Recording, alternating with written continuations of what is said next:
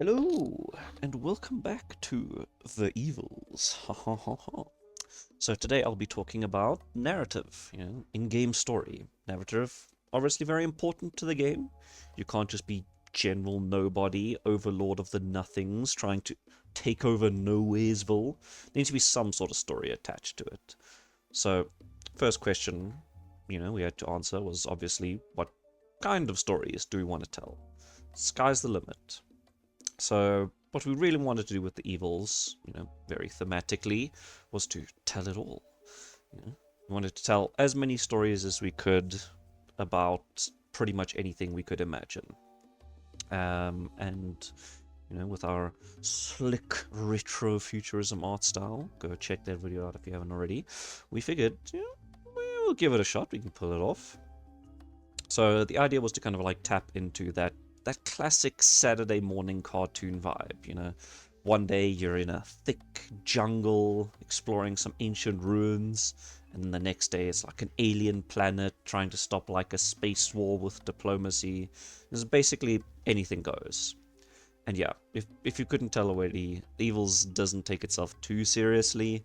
We're twirling our mustaches from the top of doomsday machines. We're not a gritty, realistic depiction of supervillain society. But at the same time, part of the fantasy of being a villain is to be cool. If the heroes that you're defeating are all bumbling buffoons who just fall into the traps by themselves, there's no actual satisfaction in pulling off an epic scheme.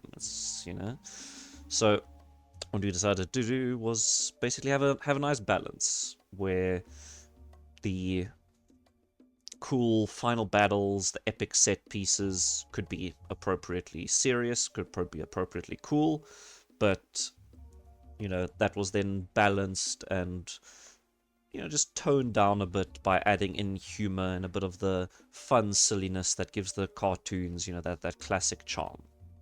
So, okay, that's all well and good. We can say we're going to do that, but how are we actually going to do that? So, first and foremost, the classic cinematics. No surprises there. Indie staple. The characters just going back and forth, having a good old chat while stuff happens in the background. We've also got, classic mission descriptions, all that, really just trying to get you set and sorted. But at the same time, we're on a text-based RPG. Like, let's not get confused. We still want the overwhelming majority of the time spent to be in-game. You want to be whipping those minions into shape and expanding your evil empire, not reading through like infinity text boxes.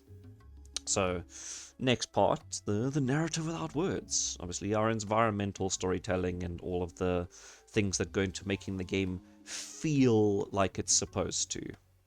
So if we want a big floating castle, we want it to feel like a big floating castle in terms of the map design, the event design, the enemy design, and all the various other things that go into it. If you're robbing a train, if you're going a high-speed chase, the idea is to, as much as possible, inject the narrative directly into the gameplay to really, make it pop for that. And yeah, hopefully we can actually pull that off. Would be great if we could. We think we can. And it'll be a lot of fun regardless, so yeah. And don't forget to subscribe for more, to follow our development, and to join the Discord, become part of the community. We look forward to seeing you there.